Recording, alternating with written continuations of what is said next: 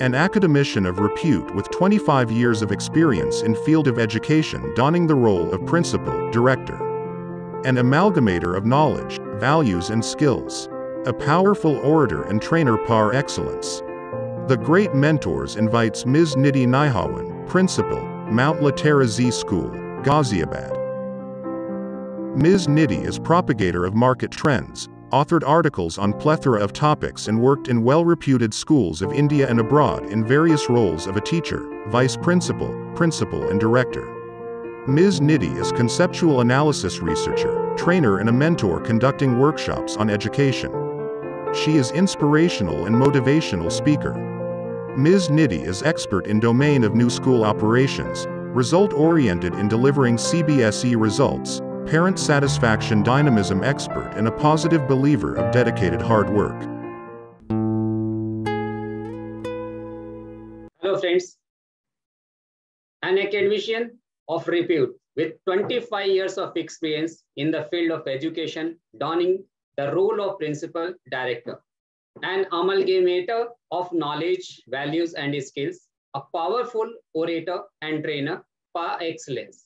On behalf of the great mentors, me, Sushil Sinha, warmly welcome Ms. Nidhi Nihawan ma'am for today's talk show session. Thanks ma'am for giving your valuable time and being with us. Thank a lot. Thank you so much for inviting me over to your talk show. Thank you ma'am. First, we would like to go with your professional journey up till this point. Please share that. Sure. I started my journey with a small school, an army school in a small place in Dinjan, and I started my the first step that I took into the academic world as an educationist was with army school in Dinjan, and then from there moved on with school in St. Anne's. That was in Roorkee, and then came to St. Xavier's in Bathinda. So from PRT moved to TGT, then to PGT, and then since I'm an army officer's wife, so traveled far and wide, the length and breadth of the country, and from there, then I joined Vasant Valley in Vasant Kunj as PGT. Then I moved on to Educom, and in Educom, I was working in their R&D team. I co-authored a book for them, for their Millennium Schools. And from there, I moved on to Global Indian International School, where I had the first, first exposure into a leadership role. And I moved as a coordinator, and then finally became a vice principal there, officiated as principal there. And then came to Ambala, and in DAV Ambala, I was the vice principal and officiating principal. From there, I had the chance to work as a principal, as a founder principal with one of the schools of Presidium, and then came to I became the regional school director with the Z group of schools, the SL group schools. For 5 years, I was with the Z group, headed by Subhash Chandraji, and I had all the schools of the North with me. And then from there, I joined, I think 5 years of travel, it became a bit too much. And then I joined Prudence for some time in Dwarka, the same school where I was the founder principal 5 years back. And then after working with them for 10 months, I got this offer of joining Mount Litra Z School, Ghaziabad as a principal. And the owner also has, the BLS group has 2 more schools, one in Bahadurgarh, one in Jind, to provide the academic support. So that has been in a nutshell with me. Great, ma'am. From start to till this point, you were always associated in teaching profession, being as a proud teacher. Great, ma'am. You are very much keenly interested as a propagator of market trends, right? In fact, you consider yourself as a propagator of market trends, right, in education industry.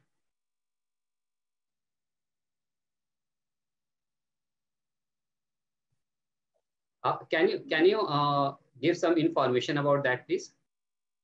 See, if we look at the education industry, this industry as such has been evolving. There have been paradigm shifts in what was there and what has been today, and of course, definitely what it will be in the years to come. So, if we look at the market trends, the domain of education, if we look at the domain keeps changing, keeps evolving, I would say. Now, if we look currently, nowhere we had thought we were always into offline teaching and everything was there. Now, how EdTech has taken force and it has become one of the collaborative arms of the school industry, and how now we have also for past 2 years online, offline, hybrid mode, and there have been we could have never imagined this situation or this scenario way back in 2018. So, as the in the market, the changes are occurring in the economy, the changes are occurring. Similarly, in the education industry, also the trends keep on evolving. And yes, and I think as academicians, we have that thing that we keep, we keep accepting that and evolving.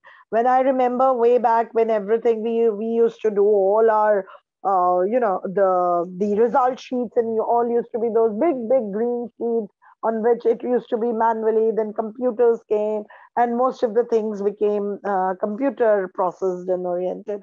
Then of course now we are teachers are teaching through PowerPoint presentations. Teachers are teaching through various. We have the coding coming up. So there are a number of things that, as the trends evolve, similarly the things evolve. And I think being even at this stage, I feel we're all learners, and I thoroughly believe in that. So I've learned a lot in these 2 years' time how to make those things beautiful for small little thing. The creatives are coming up in the way things are happening. So how IT has taken over. So I think I think it's really beneficial, because now we are mentally prepared कि अब हमें कावड़ में छुट्टियां नहीं करनी पड़ेंगी. If there are something, we don't have to stop the school because we are all I think technically so advanced. So we can continue like that. So that's this 2 year was also a great learning for educators. For the entire education industry people, they learned a lot. They came up with new avatar. They come up with a different type of role. In fact, they are playing right now. They are mentally prepared, and they are, in fact, prepared for everything. In technological terms right now. Initially, even some of the educators who are not knowing that what exactly Zoom is, right now they are well versed in terms of all the technology, whatever necessary are there in education industry. Right, ma'am? Very rightly said. Absolutely right. Ma'am, you also focus for conceptual analysis researcher. You consider yourself as a conceptual analysis researcher. Can you elaborate on that part, please? See, I personally feel that we have so much when we keep doing the data, we keep collecting data, whatever the vertical we are looking at. But then, as long as the analysis of the thing is not done, like if, for example, why coding has become so popular, because you have so much of data lying, but then if you do not structure it, you do not have an analysis done about the data. Similarly, if I look at that, if any concept that we take, from anything we take, but the conceptual analysis is required, because if it is not done, if it is not structured, then how will we have a feedback of how we're going to go ahead? Because for anything, for even a small little thing, if my child is not very clear with the concept understanding, how will we function? We're talking of skills as per the NEP. Skill is going to become a predominant factor, and there's no doubt about it. Now, if we look at that at this stage, if my teacher is not working on the different skills of the learners. How will, if and when we collected our things, when we did our class observations and everything, means I realized, or my team realized, that we are only working on the listening skill of the children.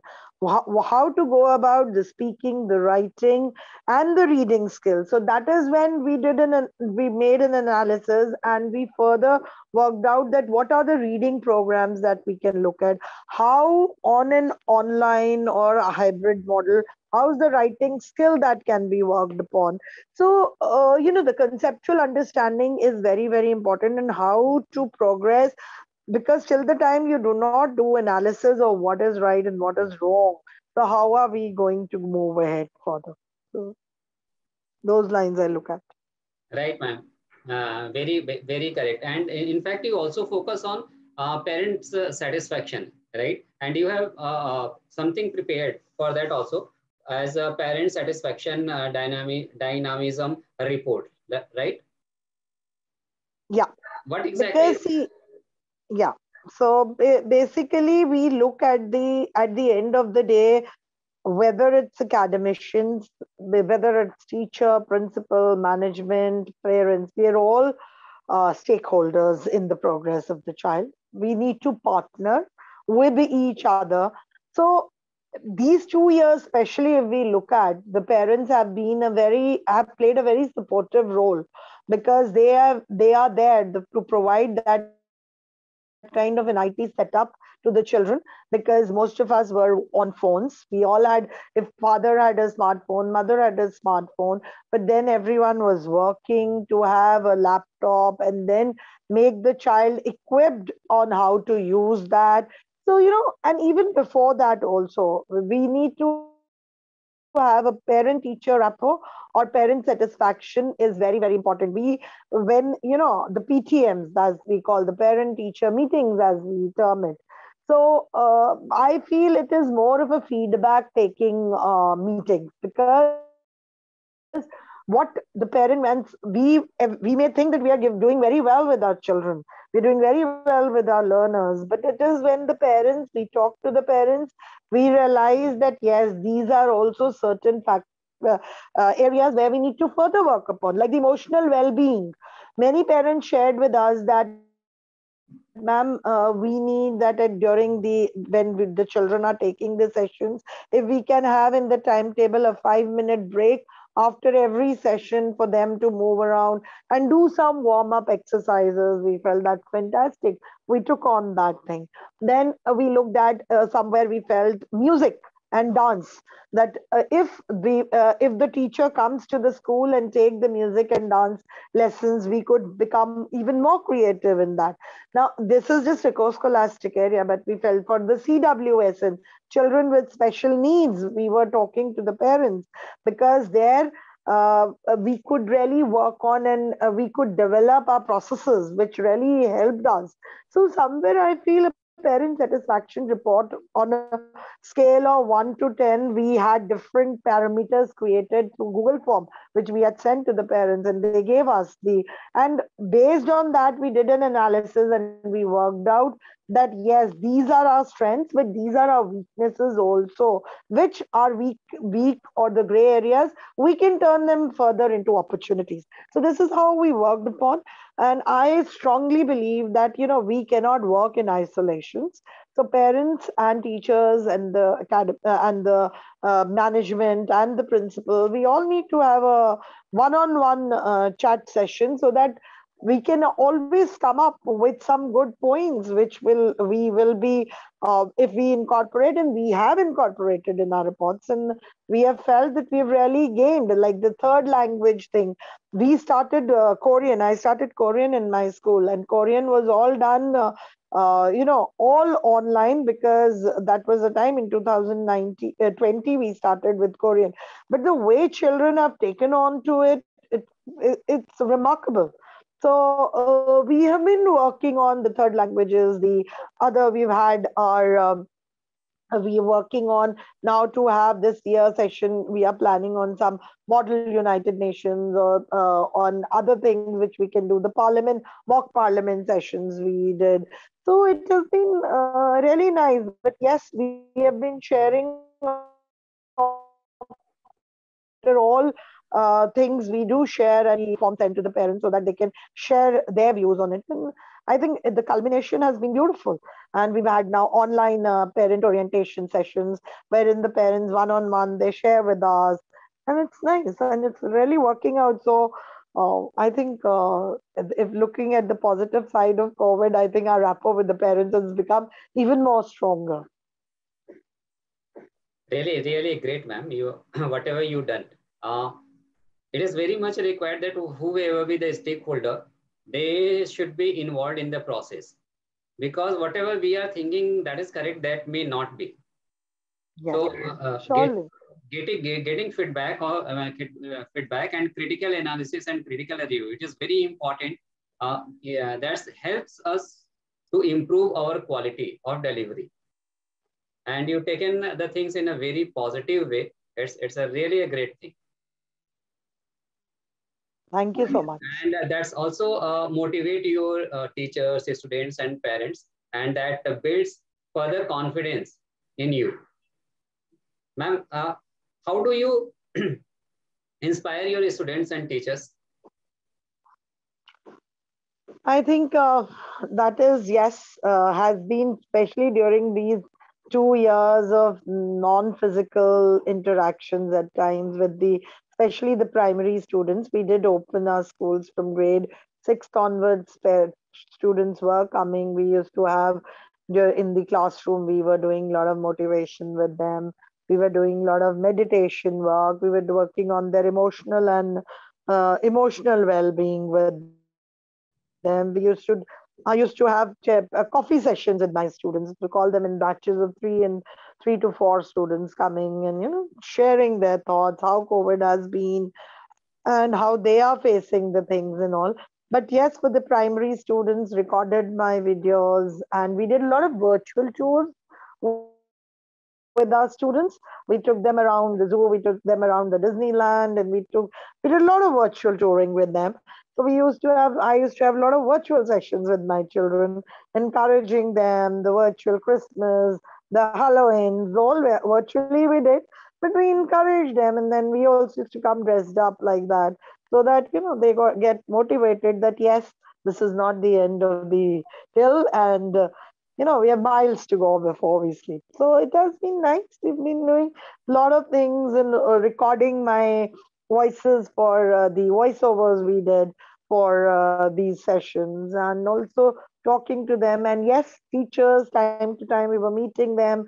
We used to have virtual chit chats with them, virtual coffee sessions with the teachers, and also called them to school in small groups, and we could meet, had some trainings done with them.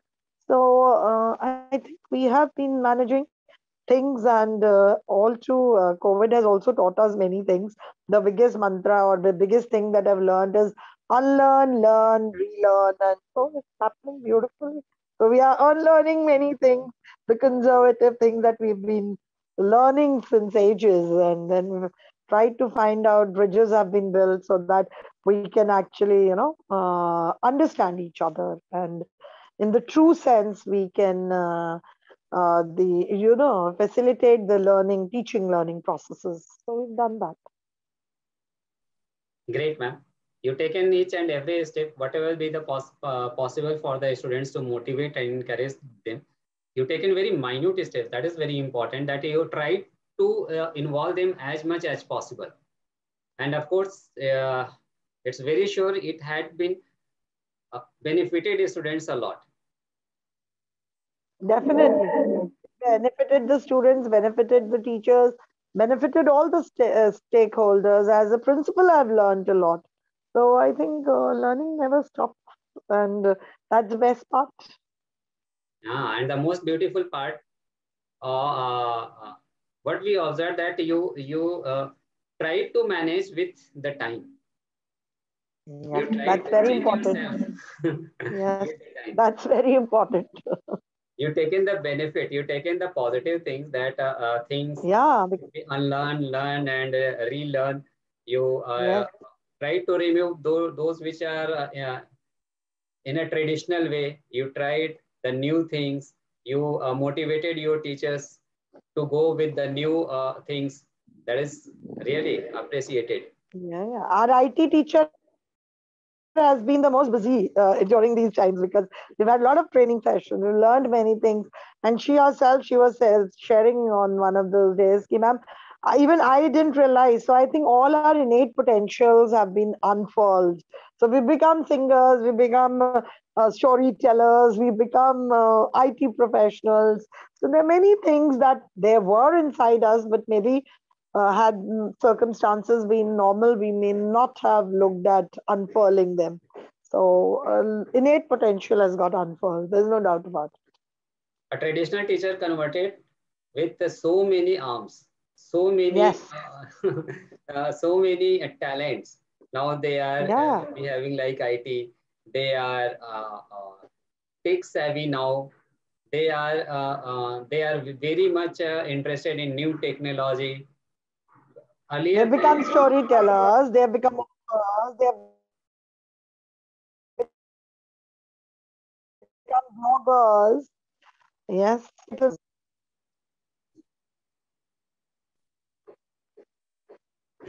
thank you, ma'am. Thank you so much for giving your insights, and really you did your best to benefit students, whatever the possibilities were there. And especially thanks from our side for giving your valuable time and being with us. Thank you so much. Blessed, and would like to congratulate you for the beautiful initiative that you were doing and these talk show series. It's so nice, you keep learning from your peer, you keep learning from the insights that or the elite crowd on your talk shows have been sharing. So, and it's a beautiful initiative, and all the best in Thank all you. your future endeavors. Thank a lot, ma'am. Thank you so much. Thank you so much.